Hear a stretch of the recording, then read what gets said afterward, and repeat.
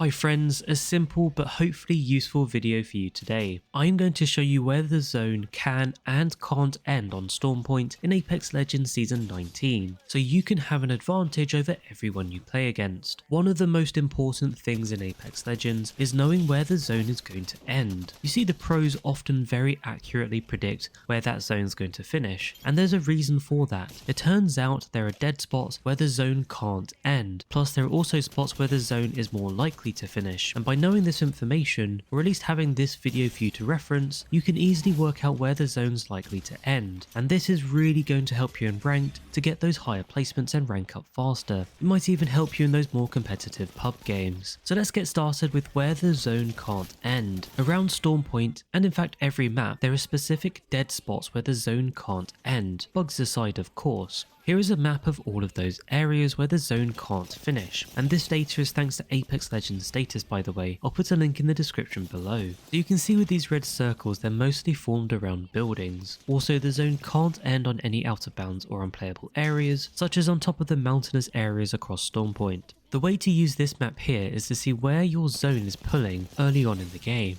You can then correlate that to where these red circles are to instantly give you an idea of where the zone's likely to pull towards. As you get into later rings, particularly in ranked, you'll then start to think about positioning and the end game. Particularly this season, with ranked being a little bit more competitive and people really trying hard to get those placements for those promo trials, you'll find positioning becomes a lot more challenging, and therefore having a good idea of how you want to position early on in the game can really help you. Likewise though, when you get towards that final zone, being able to predict exactly where that zone's going to be is really going to be useful, and that's where the first part of this activity is understanding where these red circles are. Let's take Checkpoint for example.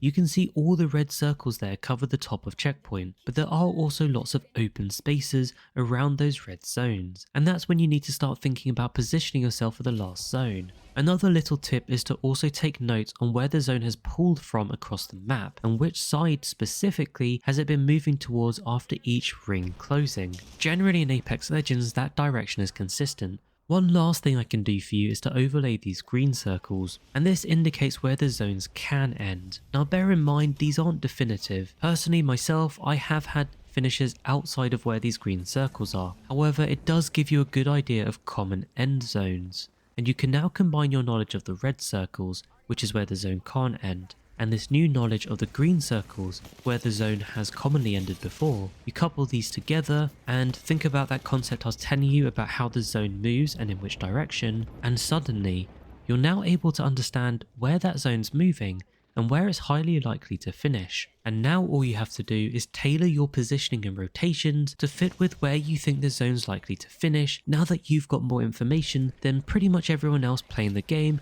that hasn't watched this video or doesn't understand the way map zones work. This may all seem very simple, but it is an important part of what forms game sense, and improving your understanding of these aspects is definitely going to help you improve your game sense. So hopefully this helps you. Don't forget to like and subscribe. Thank you so much for watching, and I'll catch you later.